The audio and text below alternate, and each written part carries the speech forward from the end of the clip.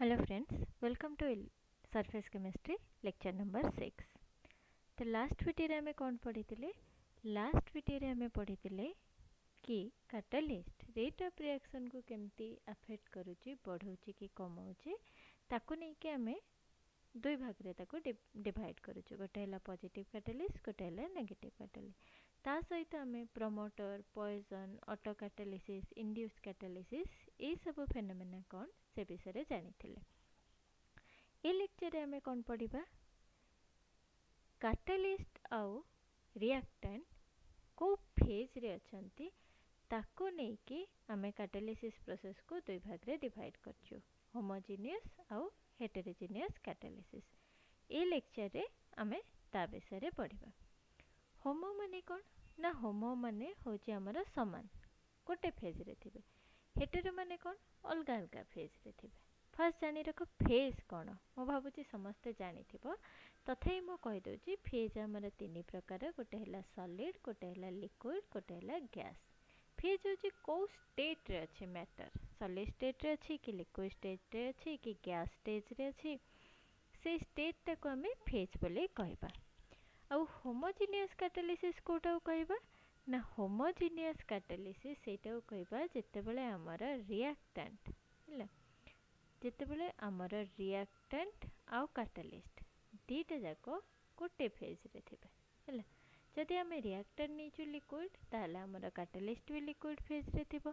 जदि हमें reactant gas नीचु, catalyst भी गैस फेज रे अछि, ताले हमें ताको कोन कहबा ना? Homogeneous catalysis. आउ जदि हमर रिएक्टेंट आउ कैटालिसिस दीटा अलगा अलगा फेज रे थिबो, कैटालिस्ट अछि सॉलिड फेज रे, रिएक्टेंट अछि हमर गैस फेज रे, ताले हमें ताको कोन कहबा ना? ताको कहबा हेटेरोजेनियस कैटालिस्ट हला। आ से कैटालिसिस प्रोसेस टा कोन कहबा? Heterogeneous catalysis. केते उडा एग्जांपल हमें दे नेबा। बहुत कॉमन एग्जांपल सल्फर डाइऑक्साइड रो ऑक्सीडेशन। तो सल्फर डाइऑक्साइड टा कोन? गोटे गैस, ताको हमें ऑक्सीडेशन करेबा कहा द्वारा करेबा? ऑक्सीजन, जोटा ही गोटे गैस।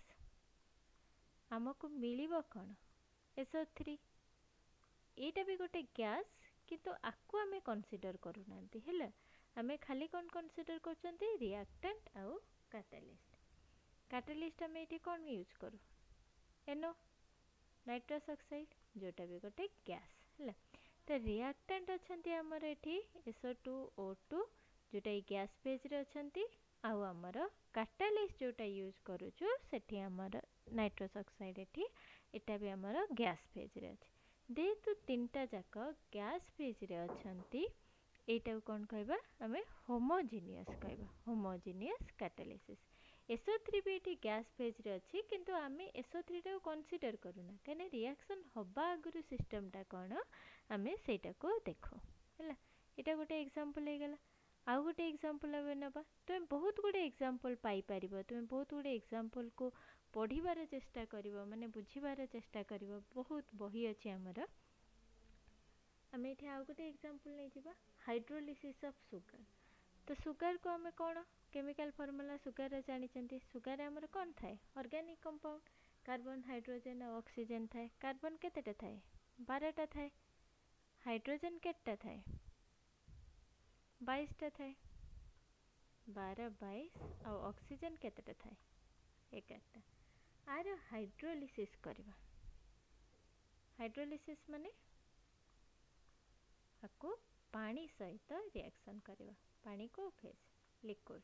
और एठी जो हमें शुगर ता नीचु, से शुगर टा को हमें कोन ना पानी रे सॉल्युबल करके नै था, जोटा को हमें को aqueous फेज बा लिक्विड फेज रे हमर रहिला हैला। शुगर हाइड्रोलिसिस रो हमको कोन मिले? ग्लूकोज मिले आउ फ्रुक्टोज मिले। दीटा कर फार्मूला एका, C6H12O6। ये जोटा मिले ग्लूकोज, सेटा भी को स्टेज रे मिले? हमको लिक्विड हिसाब रे aqueous स्टेज रे मिले। प्लस हमको कोन मिले? फ्रुक्टोज मिले। फ्रुक्टोज रे भी फार्मूला C6H12O6।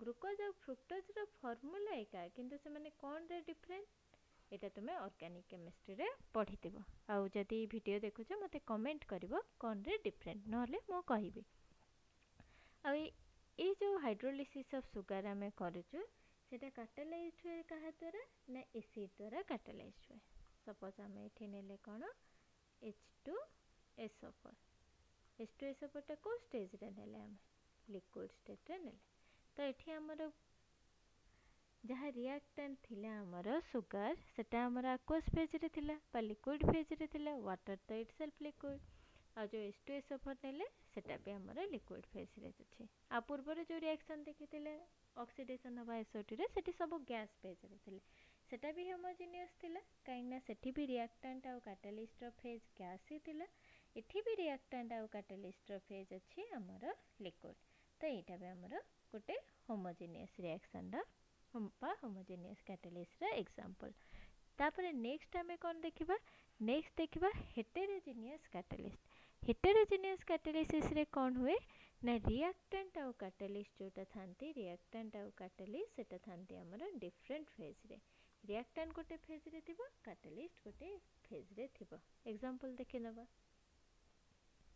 बहुत कॉमन एग्जांपल एटा हमर हेबर प्रोसेस जोथि रे हमें कोन करू अमोनिया N2 नाइट्रोजन और हाइड्रोजन को रिएक्ट करो हमको मिले कोन हमको मिले एठी अमोनिया टा गैस किंतु एठी हमर प्रोडक्ट रो फेज सहित किछि रिलेशन नै N2 भी गैस 3H2 भी गैस एठी हमर कैटालिस्ट कोन यूज हुए आयरन हला जोटा कि हमें नो सॉलिड स्टेट रे तो एठी हमर रिएक्टेंट रहिला गैस स्टेज रे आ हमर कैटालिस्ट रहिला सॉलिड स्टेट रे तो एटा को हमें कोन कहबा हेटेरोजेनियस कैटालिस्ट कहबा सेमती हमें जदी अमोनिया रो ऑक्सीडेशन करेबा अमोनिया रो ऑक्सीडेशन करेले हमको कोन मिलिबो एटा हला हमर अमोनिया मॉलिक्यूल NH3 को स्टेज रे थाए हमर NH3 थाए सब बळे गैस स्टेज रे माने जनरली गैस स्टेज रे थाए ताको तुम हाई प्रेशर दे के लिक्विफाई भी करे परिबो किंतु NH3 जनरली थाए गैस स्टेज रे ताको हमें रिएक्ट करेबा कहा सहित ऑक्सीडेशन करेबा माने जदी ताले हमें O2 सहित रिएक्शन करेबा जोटा कि थाए हमर को फेज रे गैस फेज रे ताले हमर बाहरी बैठू कोन बाहरी बैठू NO आउ वाटर हला वाटर तो लिक्विड NO हला गैस इक्वेशन बैलेंस करिया पे हम एठी 4 लिखिबा एठी ऑक्सीजन 5 लिखिले आको आ कैटालिस्ट यूज करंती कोन एठी ना कैटालिस्ट यूज करंती प्लैटिनम सॉलिड एठी हमर वाटर लिक्विड NO गैस किंतु प्रोडक्ट रो फेज सहित हमर किछि रिएक्शन रिलेशन नाही हमर एठी रिएक्टेंट होचंती गैसियस फेज रे आ जो कैटालिस्ट यूज करचंती सेटा हमर आसुची को स्टेट रे सेटा हमर आसुची सॉलिड स्टेट रे तो सेट पई हमें आको कोन कहबा एटा हला हेटेरोजेनियस कैटालिस्ट हला तले जो हमर डिहाइड्रोजनेशन कोटे पडितबो के माने जो बेले बेले तुमको अल्किन रे हाइड्रोजन ऐड करी की निकेल प्रेजेंस रे जेटा मो पढैतिली प्रमोटर एग्जांपल रे सेटा भी हमर गोटे हेटेरोजेनियस कैटालिसिस रे आसीबो तो जो कैटालिसिस होची से केमिति होची हमको डेटा थ्योरी दिया गला गोटे थ्योरी हला हमर होमोजेनियस पाई गोटे थ्योरी हला हमर हेटेरोजेनियस पाई तो होमोजेनियस कैटालिसिस पाई जो थ्योरी दिया गला ताको हम कोन कहबा इंटरमीडिएट कंपाउंड फॉर्मेशन थ्योरी ए थ्योरी कोन कहला ना कैटालिसिस हमर होची गोटे इंटरमीडिएट कंपाउंड फॉर्मेशन द्वारा आपको देइथिले कि क्लीमेंट और डेसमर्स देइथिले 1806 रे हैला 1806 रे ए थ्योरी हमको दिया हेतला तो ए थ्योरी कोन कहूची हमको ए थ्योरी मु कहली ए थ्योरी हमरा एप्लीकेबल होची कहा पई ना होमोजेनियस कैटालिसिस पई हमरा ए थ्योरी एप्लीकेबल हैला किंतु ए थ्योरी टा कोन हैला ना ए थ्योरी एक्सप्लेन करि परलानी प्रोमोटर्स पॉइजन्स आउ सरफेस एरिया रिलेशन को फास्ट आम देखी नवा थियोरीटा कौन थियोरी कौन कौच सपोज आमर गोटे ए अच्छी आमर रिएक्टेंट आ गोटे रिएक्टेंट सहित से रिएक्शन कला बी आमको गोटे प्रोडक्ट देला जोटा को आम लिखिले ए बी आठी गोटे कैटालिस्ट यूज कले से कैटालिस्ट होची आमर के तो ये कौन कहला ना ए बी डायरेक्टली तो ए बी हेनी ये कैटालिस्ट कौन करिवो आगे ए कि बी सहित कहा सहित गोटे कॉम्प्लेक्स फॉर्मेशन करिवो सपोज आमर ए सहित कैटालिस्ट कॉम्प्लेक्स फॉर्मेशन कला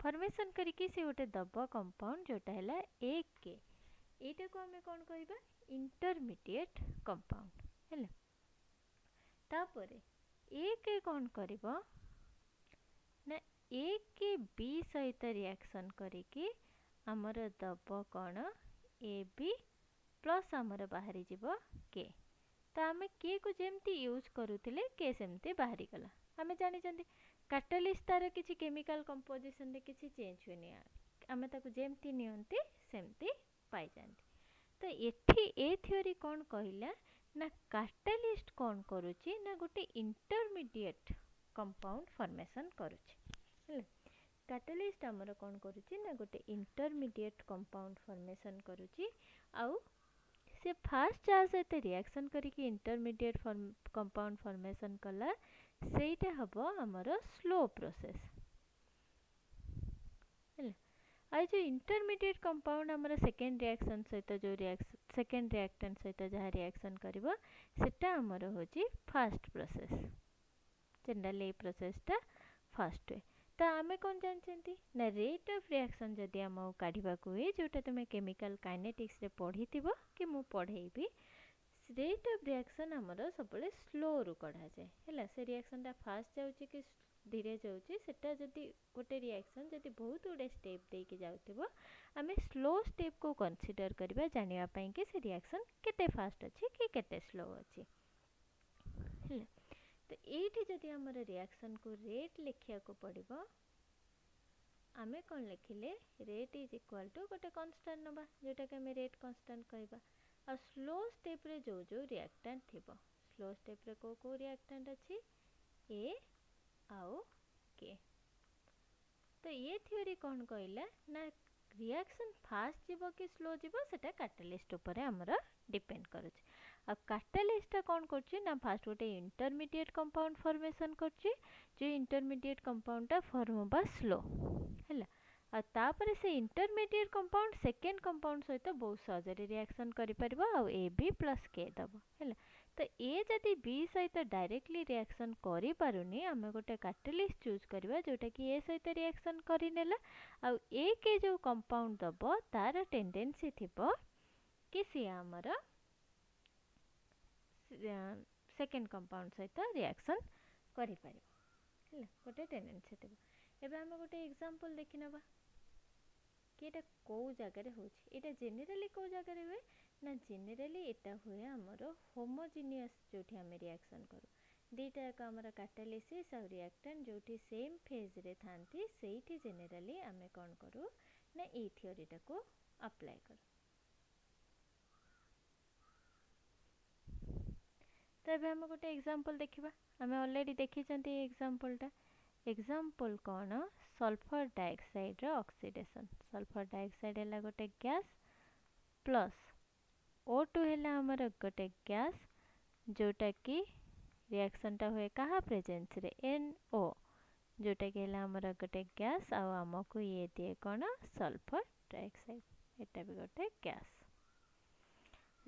तो इठी कौन हुए एनो जो कैटालिस्ट हम यूज करूछु NO सल्फर डाइऑक्साइड ऑक्सीजन सहित डायरेक्टली रिएक्शन करेनी NO कौन करे ना ऑक्सीजन सहित रिएक्शन करे कि हमर दबो कौन NO2 हैला एठी जदि हम रिएक्शन बैलेंस करिया को चाहिबा ताले हम एठी 2 लिखि परिबा 2 लिख परिबा 2 oxygen plus 2 oxygen 4 oxygen 4 oxygen दीटा नाइट्रोजन एटा से आगे कला ଆଉ ଏଇ ଯୋଉ NO2 ଆସେ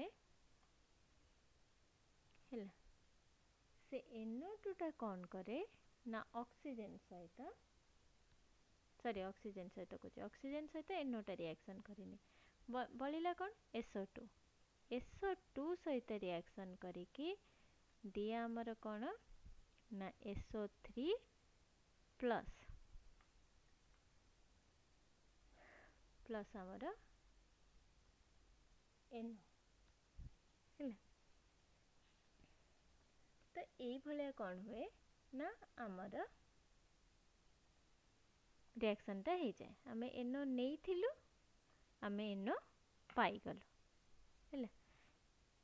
ଆମର ପ୍ରଡ଼କ୍ଟ SO3 ଏଠି ମିଳୁଛି, ଆମର ଏଠି ପ୍ରଡ଼କ୍ଟ ମିଳିଗଲା SO3, ବୁଝିପାରିଲ। ତ ଏଠି କ'ଣ ହୁଏ ନା ଏଠି SO2 ଟା ଡାଇରେକ୍ଟଲି ଅକ୍ସିଜେନ୍ ସହିତ ରିଆକ୍ସନ୍ କରେନି, NO ଟା ରିଆକ୍ସନ୍ କରେ। ଆଉ NO ଟା ଆଗେ ଅକ୍ସିଜେନ୍ ସହିତ ରିଆକ୍ସନ୍ କରିକି ସେଟା କ'ଣ ଦିଏ NO2 ଦିଏ, NO2 ଟା ତାପରେ SO2 ସହିତ ରିଆକ୍ସନ୍ କରେ। ତ ଏଇଟା ଜାଣିପାରିଲା। କିନ୍ତୁ ଏଇ ଥିଓରି ହୋମୋଜିନିୟସ୍ କାଟାଲିସିସ୍ ପାଇଁ ଆପ୍ଲିକେବୁଲ୍। କିନ୍ତୁ ଏ ଥିଓରି ଇଣ୍ଟରମିଡ଼ିଏଟ୍ ଫର୍ମେସନ୍ ସିନା କହିଲେ, ଏଠି ଗୋଟେ ପ୍ରମୋଟର ୟୁଜ୍ କଲେ ସିଏ କେମିତି କାମ କରିବ, ପଏଜନ୍ ୟୁଜ୍ କଲେ କାଟାଲିଷ୍ଟ ପଏଜନ୍ ସିଏ କେମିତି କାମ କରିବ କହିଲେନି। ଆଉ ଗୋଟେ ଜିନିଷ ଆମେ ଦେଖିଛନ୍ତି, ଆମେ ଯେତେ ଫାଇନଲି ଡିଭାଇଡେଡ୍ ସବଷ୍ଟାନ୍ସ ନଉ ଆଜ୍ କାଟାଲିଷ୍ଟ, ସିଏ ସେତେ ଅଧିକା ରିଆକ୍ସନ୍ ସ୍ପିଡ଼ଟାକୁ ସେତେ ଅଧିକା ବଢ଼େଇ ଦିଏ ରିଆକ୍ସନ୍ ସ୍ପିଡ଼ଟାକୁ। ତ ସିଏ ବି କେମିତି କାମ କରେ ଏ ଥିଓରି ଆମକୁ କହିପାରିଲାନି। ତ ସେଇଥିପାଇଁ ଗୋଟେ ସେକେଣ୍ଡ ଥିଓରି ଦିଆଗଲା, ଯୋଉଟାକୁ ଆମେ ଆଡ଼ଜର୍ପସନ୍ ଥିଓରି କୁହାଯାଉ ହେଲା। ଫାଷ୍ଟ ଆଡ଼ଜର୍ପସନ୍ ଥିଓରି ପ୍ରପୋଜ୍ ହେଇଥିଲା, ତାପରେ ସେଥିରେ କିଛି ମଡ଼ିଫିକେସନ୍ ହେଇଥିଲା। ତ ଯେଉଁ ପ୍ରପୋଜ୍ଡ ହେଇଥିଲା ସେଟାକୁ ଆମେ ଓଲ୍ଡ ଭ୍ୟୁ କହୁ। ତ ଆଡ଼ଜର୍ପସନ୍ ଥିଓରି କ'ଣ କହିଲା, adsorption of catalyst and reactant at different phases ହେଲା। ଯଦି ଆମେ କାଟାଲିଷ୍ଟ ଆଉ ରିଆକ୍ଟାଣ୍ଟ ଅଲଗା ଅଲଗା ଫେଜ୍ରେ ନେଉଛୁ, କାଟାଲିଷ୍ଟ ଆଉ ରିଆକ୍ଟାଣ୍ଟ, ତାହେଲେ କ'ଣ ହୁଏ ଆଡ଼ଜର୍ପସନ୍ ହୁଏ ହେଲା। ସପୋଜ ଆମେ କାଟାଲିଷ୍ଟ ନେଇଛୁ ସଲିଡ୍ ଫେଜ୍ରେ, ଆଉ ଆମେ ରିଆକ୍ଟାଣ୍ଟ ନେଲୁ ଆମର ଗ୍ୟାସ୍ ଫେଜ୍ରେ ନା ଲିକ୍ୱିଡ୍ ଫେଜ୍ରେ, ତ ରିଆକ୍ଟାଣ୍ଟ କ'ଣ ହୁଏ ନା ସଲିଡ୍ ଫେଜ୍ କାଟାଲିଷ୍ଟ ଉପରେ ଯାଇକି ଆଡ଼ଜର୍ପ ହେବ ହେଲା। ଏ ଥିଓରି କ'ଣ କହିଲା ନା ଆମର ଏଇଟା ସପୋଜ ସଲିଡ୍ ଫେଜ୍ର କାଟାଲିଷ୍ଟ ଅଛି, ଆଉ ଉପରେ ଆମର ଗ୍ୟାସିୟସ୍ ଫେଜ୍ର ରିଆକ୍ଟାଣ୍ଟ ସବୁ ଆଡ଼ଜର୍ପ ହେଲା। ଏ ଥିଓରି କ'ଣ କହିଲା ନା ଯେତେ ଅଧିକା ପରିମାଣର ଆଡ଼ଜର୍ପସନ୍ ହେବ ହେଲା, ଯେତେ ଅଧିକା ଆଡ଼ଜର୍ପସନ୍ ହେବ, ଆଡ଼ଜର୍ପସନ୍ କ'ଣ ନା ଗୋଟେ ଏକ୍ସୋଥର୍ମିକ୍ ପ୍ରୋସେସ୍ ହେଲା। ତ ଯେତେ ଅଧିକା ପରିମାଣର ଆଡ଼ଜର୍ପସନ୍ ହେଲା ସେତେ ହିଟ୍ ଆମର ବାହାରିଲା, ଆଉ ହିଟ୍ଟା କ'ଣ ହେବ ନା ଏଇ କାଟାଲିଷ୍ଟଟା ନେଇକି ତାକୁ କାମରେ ଲଗେଇବ, ରିଆକ୍ସନ୍ ହେବାରେ ସାହାଯ୍ୟ କରିବ। ତ ଯେତେ ଅଧିକା ଆଡ଼ଜର୍ପସନ୍ ହେବ ସେତେ ଆମର ଫାଷ୍ଟ ହେବ ହେଲା। କିନ୍ତୁ ଏ ରିଆକ୍ସନ୍ ତ କହିଦେଲେ ହଁ, ମାନେ ଯେତେ ଅଧିକା ଆମର ରିଆକ୍ଟାଣ୍ଟ ଆବଜର୍ଭ ହେବେ ସେତେ ରିଆକ୍ସନ୍ ଫାଷ୍ଟ ହେବ, ଯେଉଁଟା ଆମେ ଜେନେରାଲି ଅବଜର୍ଭ କଲୁ। କିନ୍ତୁ ଏ ରିଆକ୍ସନ୍ ଏ ଜିନିଷ କହିପାରିଲାନି କାହିଁକି ଗୋଟେ କାଟାଲିଷ୍ଟ ସ୍ପେସିଫିକ୍ ନେଚର ରହିଥାଏ, ମାନେ ଗୋଟେ ରିଆକ୍ସନ୍ରେ କାମ କରିବ କି ଗୋଟେ ପ୍ରଡ଼କ୍ଟ ହିଁ ପାଇପାରିବା, ଅଲଗା କାଟାଲିଷ୍ଟ ଚେଞ୍ଜ କଲେ ଆମର ଅଲଗା ପ୍ରଡ଼କ୍ଟ ହେଇଯିବ ହେଲା। କାହିଁକି ସ୍ପେସିଫିକ୍ ଗୋଟେ ରିଆକ୍ସନ୍ ପାଇଁ ଗୋଟିଏ କାଟାଲିଷ୍ଟ, ଗୋଟିଏ ଟାଇପ୍ର କାଟାଲିଷ୍ଟ ଆମେ ୟୁଜ୍ କରିପାରିବା, ସେଇଟା ଆମକୁ କହିଲା ନାହିଁ ହେଲା। ତ ସେଇ ଡିମେରିଟଟା ପାଇଁ ଆମେ କ'ଣ କଲେ, ଆଡ଼ଜର୍ପସନ୍ ଥିଓରିର ମଡ଼ିଫିକେସନ୍ ହେଲା। ଆଉ ଏଇ ନୂଆ ଥିଓରିଟା କ'ଣ କହିଲା ନା ନୂଆ ଥିଓରିଟା ଆମର ଆଡ଼ଜର୍ପସନ୍ ଆଉ ଇଣ୍ଟରମିଡ଼ିଏଟ୍ ଫର୍ମେସନ୍କୁ ମିଶେଇଲା ହେଲା। ତ ଏଇ ଥିଓରି କେମିତି ପ୍ରୋସେସଟାକୁ ଏକ୍ସପ୍ଲେନ୍ କଲା ଆମେ ବୁଝିବା। ଏ ଥିଓରି କହିଲା ଆମର ସପୋଜ ଏଇଟା ଆମର କାଟାଲିଷ୍ଟ ଅଛି ହେଲା। ତ ଏଇ କାଟାଲିଷ୍ଟର ଯେଉଁଗୁଡ଼ା ଅନଅକୁପାଏଡ୍ ସାଇଟ୍, ବୁଝିଲ, ଏଇଗୁଡ଼ା ହେଲା ଆମର କାଟାଲିଷ୍ଟର ଅନଅକୁପାଏଡ୍ ସାଇଟ୍, ଯେଉଁଟା ସପୋଜ ସର୍ଫେସ୍ରେ ରହିଲେ, ସାଇଡ଼୍ରେ ରହିଲେ। ତ ଏଇଗୁଡ଼ା ହେଲା ଆମର କ'ଣ ଆକ୍ଟିଭ୍ ସାଇଟ୍। ରିଆକ୍ଟାଣ୍ଟ ଆମେ ନେଇଛନ୍ତି, ସପୋଜ ଏଇଟା ଗୋଟେ ସଲିଡ୍, ଏଇଟା ଗୋଟେ ଗ୍ୟାସ୍, ରିଆକ୍ଟାଣ୍ଟ ଦୂରରେ ଅଛି ଇନିସିଆଲି। ତ ରିଆକ୍ଟାଣ୍ଟ କ'ଣ କଲା ନା ଫାଷ୍ଟ ଡିଫ୍ୟୁଜ୍ ହେଇକି ଆସିକି କାଟାଲିଷ୍ଟ ପାଖରେ ପହଞ୍ଚିଲା ହେଲା। ସେକେଣ୍ଡ କ'ଣ ହେଲା ନା ଡିଫ୍ୟୁଜ୍ ହେଇକି ଏ ଆଉ ବି ଅଲଗା ଅଲଗା ରିଆକ୍ଟାଣ୍ଟ। ସେକେଣ୍ଡ ଷ୍ଟେପ୍ରେ କ'ଣ ହେବ ନା adsorption of reactant molecule on the surface of the catalyst. ଏ ଦୂରରେ ଥିଲେ ଆସିକି ଏ ପହଞ୍ଚିଗଲା, ବି ପହଞ୍ଚିଗଲା। ତ ଏ ଗୋଟେ ସାଇଟ୍ରେ ଆବଜର୍ଭ ହେଇଗଲା, ବି ଗୋଟେ ସାଇଟ୍ରେ ଆବଜର୍ଭ ହେଇଗଲା। ତ थर्ड स्टेप कौन हम ना गोटे केमिकल रिएक्शन हम कैटालिस्ट सरफेस रे जोटा गोटे इंटरमीडिएट दब है। तो ओल्ड एब्जॉर्प्शन थ्योरी रे एटा हमर इंटरमीडिएट फॉर्मेशन किसी बुझे नथिला। ए न्यू वर्जन रे कौन कहले ना कैटालिस्ट फास्ट डिफ्यूज होके आसीला, आसिके से कैटालिस्ट सहित फास्ट बॉन्ड फॉर्मेशन हैला, तापर गोटे इंटरमीडिएट फॉर्मेशन हैला। ए आ बी भितर गोटे अट्रैक्शन डेवलप हैला जोटा कि इंटरमीडिएट फॉर्मेशन हैला। ये अट्रैक्शन टा धीरे धीरे डेवलप होइकी ए बी भितर एते स्ट्रांग अट्रैक्शन हे गला जे से माने आठु डिटैच हे गले जोटा कि डिजर्प्शन बोली हमें कहबा हैला। डिजर्प्शन हे गला। अब 5 नंबर स्टेप कोन तापरे दूर को बाहर के पळेबे हे भी। तो ए थ्योरी कोन कहला ना 5टा स्टेप दे के हमर हेटेरोजेनियस कैटालिस्ट हो। फर्स्ट स्टेप कौन रिएक्टेंट आसिक पहुँचवा कैटालिस्ट पाखे। सेकेंड स्टेप एडजॉर्प्शन हवा है। थर्ड स्टेप एडजॉर्प्शन हैला परे गोटे इंटरमीडिएट फॉर्मेशन हवा। फोर्थ स्टेप से इंटरमीडिएट फॉर्मेशन स्ट्रांग हवा। ए बी स्ट्रांग मॉलिक्यूल हिसाब रे डिटैच हो डिजर्व हो जावा। अब 5 नंबर स्टेप हो के पूरा बाहर के दूर को पळेबा। तो यहाँ हमर कहला इंटरमीडिएट स्टेट। तो इंटरमीडिएट स्टेट कहा ऊपर बेसी फोकस कला नहीं जो एक्टिव साइट है आपको कौन कहगला ना फ्री वैलेंसी। तो ये फ्री वैलेंसी आमर एठी रिएक्टेंट को आजर करेबारे हेल्प करुचे जोटा कि आमर रिएक्शन हेबारे साहाय्य करछि। तो आमे जदि गोटे कैटालिस्ट एमिति नबा जहारे जो एक्टिव साइट बेसी थिबे बा बाइंडिंग साइट रिएक्शन रिएक्टेंट सहित बेसी थिबे ताहले हमर कोन हबो रिएक्टेंट फास्ट हबो। ते बाइंडिंग साइट तो केमती बढ़ाई परिबो सब डिवीजन करिके कैटालिस्ट रो। तो एटा मु देखिया चाहिबी केमती सब डिवीजन कले बढ़िबो। सपोज तुमे नै जे एमती नाइट्रोजन नाइट्रोजन नाइट्रोजन नाइट्रोजन हैला।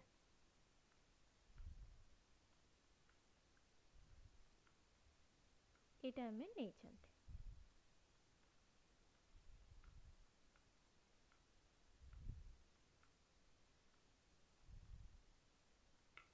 हैला। तो ये जो नाइट्रोजन एटा हमें गोटे ब्लैंक शीट रे भले करिके देखिबा। सपोज हमें एठी करिके देखिबा केमिति जदि आमे गोटे कैटालिस्ट को डिवाइड करूछन आमे जो एते पर्यंत कहि आछंती हमर फाइनली डिवाइडेड पाउडर जो नेउचंती कि गोटे जदि रफ सरफेस आमे यूज करूछंती ताहले हमर केमिति बढ़ुछि कैटालिसिस रे रेट सेटा को हमें बुझिबा भल के हैला। से सेम एग्जांपल नबा नाइट्रोजन नाइट्रोजन नाइट्रोजन चारटा नाइट्रोजन तले लिखिबा। सपोज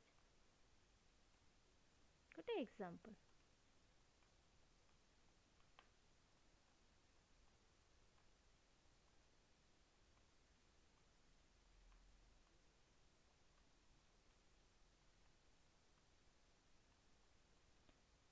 तो हेटेरोजेनियस जो हमारा एडजॉर्प्शन थ्योरी से कौन कहला ना फ्री वैलेंसी है।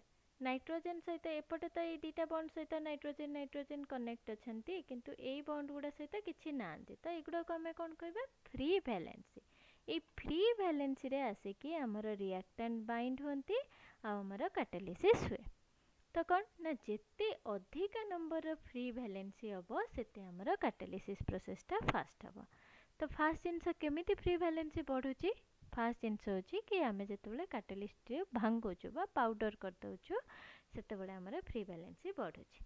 तो एठी जदि आमे फ्री वैलेंसी गणिबा हमर केटा फ्री वैलेंसी आसीबो 1 2 3 4 5 6 7 8 9 10 11 12 1 2 3 4 5 6 7 8 9 10 11 और 12 तो ये केतेटा फ्री वैलेंस अच्छे 12।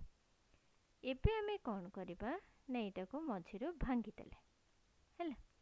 भांगिला परे हमर कौन हबो दीटा आसीबो समान जिंस तो फर्स्ट जिनस आमर कौन आसला 4टा नाइट्रोजेन आसला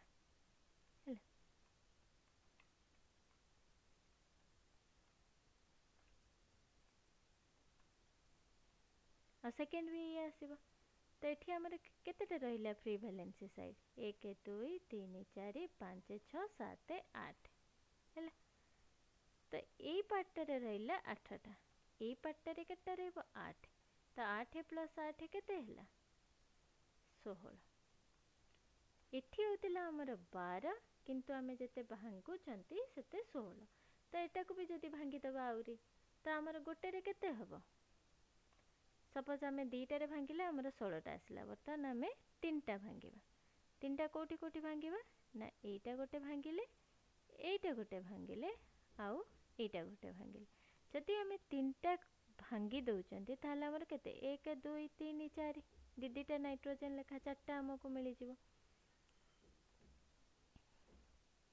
तो गोटे नाइट्रोजन हमर केतेटा रहिबो n n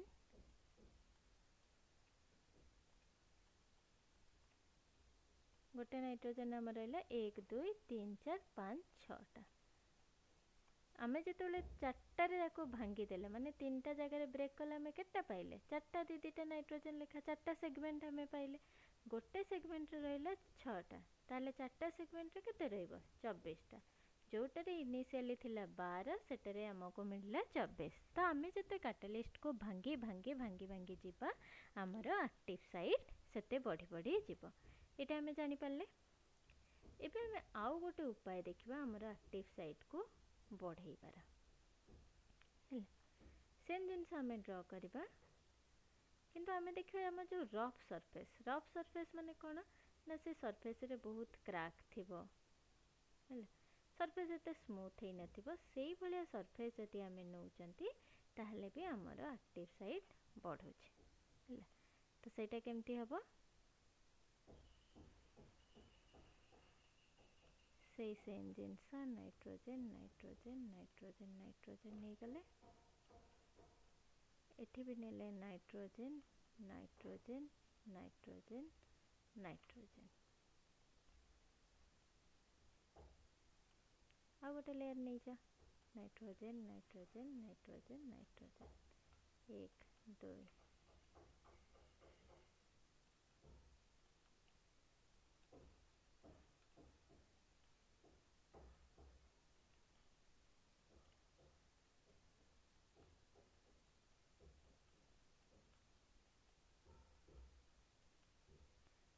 ताले में एक्टिव साइट एटी कैलकुलेट करिबा 1 2 3 4 5 6 7 8 9 10 11 12 13 14 15 है कैलकुलेट कर एबे कौन करिबा हमें एठी क्रैक कर दबा सपोज ए दीटा हमर बॉन्ड भांगी गला हैला एठी गोटे क्रैक हे गला तो कौन हबो क्रैक हला माने कोन एठी हमरा किछि बॉन्ड नाही हमें लिभे देले हैला एमती रहइबो एठी एमती रहइबो एठी एमती रहइबो एठी एमती रहइबो किंतु ए बॉन्ड दीटा लागिबेनी कने क्रैकटा हमरा केमती हेछि एठी टे गात हो जाइछि एपटे साइट अछि तो जो 15टा साइट हेतिला एबे हमर एठी गोटे साइट इंक्रीज हला 16 एठी गोटे 17 एठी गोटे 18 एठी गोटे 19 तो आमे जदि क्रैक करि दउछु सरफेस रे कि सरफेस को जदि रफ कर दउछु कि एठी गोटे पीक भी हे गला क्रैक की पीक से भी हमर कोन होछि ना हमर एक्टिव साइट को बढ़ाई दउछि रिएक्शन होबा पे तो एटा बुझि पल्ला सब डिवीजन ऑफ कैटलिस्ट हमारा फ्री वैलेंसी को बढ़ाउछि और रफनेस ऑफ द सरफेस हमारा फ्री वैलेंसी को बढ़ाउछि तो आमे जदि फाइनली डिवाइडेड कैटलिस्ट नउछु से हमारा भलो की रिएक्शन करबो कि आमे जदि कैटलिस्ट सरफेस रे क्रैक्स कर दोछु कि पीक्स करबा माने कोन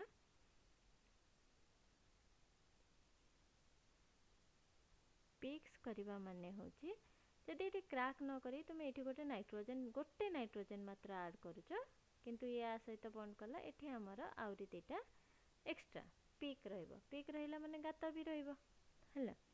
तो सी कौन करिबो ना हमर कैटलिस्ट रो एक्टिविटी को बढ़ाई दबो हैला। तो एतिक बुझेला हमर फ्री वैलेंसी को केमती इंक्रीज करे परिबो।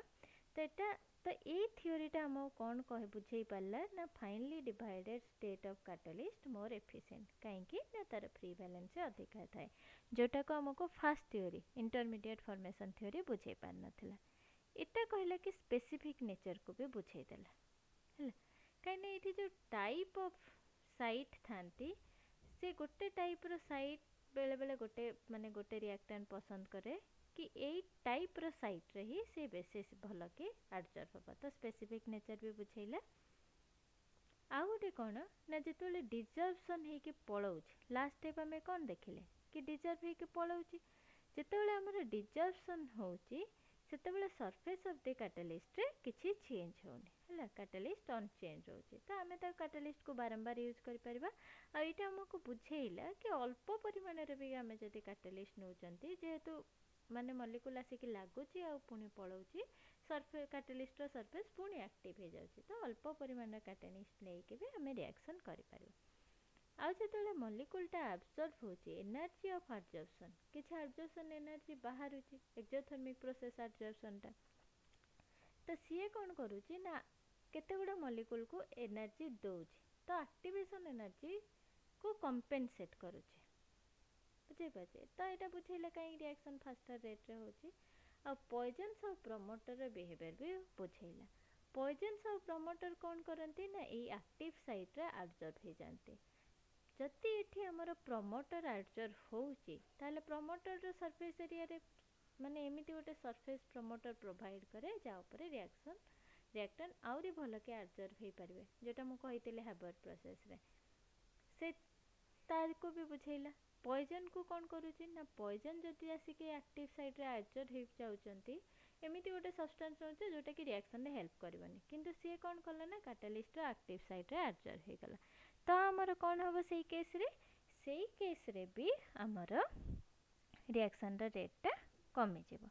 आ एठी जदी एमिति सब्सटेंस एब्जॉर्ब कला जे कि आउरी भलो सरफेस एरिया दबो कि जेटा आउरी पोरस हेतिबो कि माने ता सरफेस एरिया रे माने किछि क्रैक्स थिबो कि किछि माने स्पेसिफिसिटी थिबो तो सेफ टाइप रो जिंस जदी किछि एब्जॉर्ब होचे से कैटलिस्ट पावर को बढ़ाई दो। तो एटा एक्सप्लेन कला।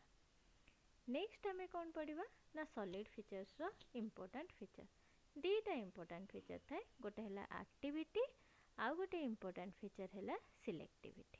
एबे पढ़िया एक्टिविटी ना activity of a catalyst depend upon the strength of the chemisorption to a large extent. तो ये हेटेरोजेनियस जिनस रे कोन देखिलो ना हेटेरोजेनियस जिनस रे देखिलो कि ये जो एब्जॉर्प्शन होउछ हेले कैटालिसिस टा एठी कोन ना कैटालिसिस टा एठी हमरा दीटा प्रोसेस रे होची हैला। दीटा प्रोसेस रे कोन कोन होची ना गोटे प्रोसेस होची फास्ट प्रोसेस जोटा देखिथिलो हेटेरोजेनियस थ्योरी कोन कहूची ना हेटेरोजेनियस थ्योरी कहूची पांचटा स्टेप रे होची किंतु कोन होची एठी दीटा प्रोसेस हमरे जो कैटलिस्ट नेलो हैला कैटलिस्ट सरफेस रे रिएक्टेंट आसे के एब्जॉर्ब करे हैला। एब्जॉर्प्शन गोटे हैला एटा हैला फर्स्ट स्टेप। आ लास्ट स्टेप रे कोन हे गेला ना भीतर जेतले इंटरमीडिएट फॉर्मेशन हे कि ये लास्ट स्टेप रे छाड़ी के पळेबो सेटा को कोन कुआ जाय हमर डिजर्प्शन। तो ये जो सॉलिड कैटलिस्ट रो ऊपरे कैटालिसिस केते भलो कि हबो सेटा निर्भर करे कोन ना एब्जॉर्प्शन स्ट्रेंथ आ ये डिजर्प्शन स्ट्रेंथ ऊपरे निर्भर करे। बहुत जदी स्ट्रांगली एब्जॉर्ब हे जाउथिबो एबी ताहले से कोन रिएक्शन तो फास्ट करि देबो किंतु से डिजर्प्शन प्रोसेस टा को करेबा को चाहिबनी कि मॉलिक्यूल को छाड़ी दउ बोली हैला। तो सेही केस रे भी भलो कि हबनी। आ जदी बहुत कम आर बॉन्ड स्ट्रेंथ हेतिबो ये भलो के एब्जॉर्ब भी हबनी ये सबले डिजर्व होबा को चाहतिबो इंटरमीडिएट फॉर्मेशन होबा गुरु ही ये डिजर्व होबा को चाहतिबो तो सी भी भलो नुए। तो कोन कहला नहीं आमको ये थ्योरीटा कहला कि एक्टिविटी गोटे सॉलिड कैटालिस्ट रो डिपेंड करे strength of chemisorption to a large extent है।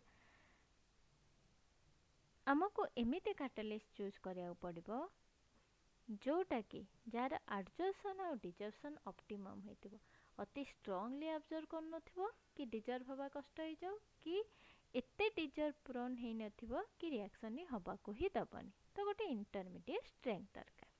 एग्जांपल कोन ना हाइड्रोजनेशन रिएक्शन पई catalytic activity increases from group 5 to group 11 और 7 टू 9 ग्रुप रे जो मन थांदी से माने बेस्ट कैटालिस्ट हुन। इटा तुमर एग्जाम रे आसी पारे, तुमको हाइड्रोजनेशन रिएक्शन दे देला, हाइड्रोजन एडिशन रिएक्शन जोटा अल्केन टू अल्केन पाउच आ केते गुडा एमिति कैटालिस्ट दे देला।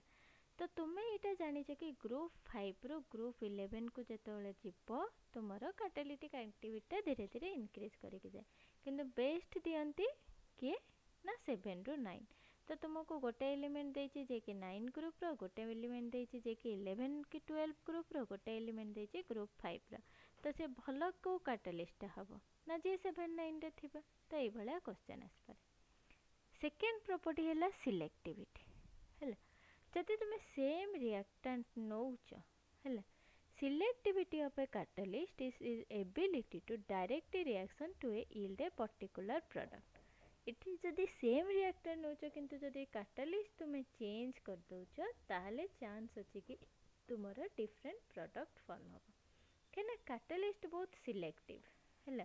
गोटे सपोज कैटालिस्ट नेलो सी सीओ को केमिति बाइंड करिवो हैला कि को प्रोडक्ट फॉर्मेशन हेले रिजर्प्शन इजी हबो ता ऊपर निर्भर करिकि तुम कैटालिस्ट कोन नौछ ता ऊपर डिपेंड करिवो कोन प्रोडक्ट फॉर्मेशन हबो। इवन इफ तुमे सेम रिएक्टर नहीं था प्रोडक्ट तुमरो अलगा अलगा मिल पारे। तो एटा होची गोटे important feature solid catalyst. Solid catalyst रो दीटा इंपोर्टेंट फीचर अछि, गोटे हला activity, binding strength, desorption strength, adsorption strength, desorption strength. इटा का ऊपर डिपेंड करे कि कैटालिस्टटा केते भलो कि बाइंड करूची रिएक्टेंट सहित। अति भलो कि बाइंड करिबा भी भलो नुहे काहे से तळे डिजर्प्शन हवा को चाहिबनी हेल। तेनु गोटे ऑप्टिमम बाइंडिंग एनर्जी दरकार जो बाइंडिंग एनर्जी रे कि कैटालिस्ट भलो कि बिहेव करिबो। कैटालिस्ट एक्टिविटी सहित बाइंडिंग एनर्जी टे रिलेटेड। सेकेंड जिंस हला सिलेक्टिविटी, केमिति ऑब्जर्व करूचंती ता ऊपर भी निर्भर करे। तो आज ये नेक्स्ट लेक्चर रे आमे कौन पढ़िबा ना नेक्स्ट लेक्चर रे आमे गोटे बहुत इंपोर्टेंट जिनस विषय पढ़िबा जोटा कि सेफ सिलेक्टिव कैटालिसिस। कैटालिस्ट रो सेप ऊपर निर्भर करूछ। इना पर्यंत कौन कौन तुमे पढ़िछ? इना पर्यंत तुमे पढ़िछ कि पाउडर स्टेट रे नेले कौन हबो कि क्रैक्स दिले पिक्स दिले कौन हबो ए सब पढ़िछ। किंतु कैटालिस्ट रो सेप ऊपर निर्भर करिकि केमिति हमर डिफरेंट जिनस हेई पारुची सेटा हमें नेक्स्ट वीडियो रे पढ़िबा। आज पई एतिकी। Thank you. और भलो लागले शेयर करिवे, सब्सक्राइब करिवे। और किछि भी जदि डाउट अछि इच वीडियो रे कमेंट सेक्शन रे मेंशन कले से डाउट क्लियर करिवार चेष्टा मु करिवे। Thank you.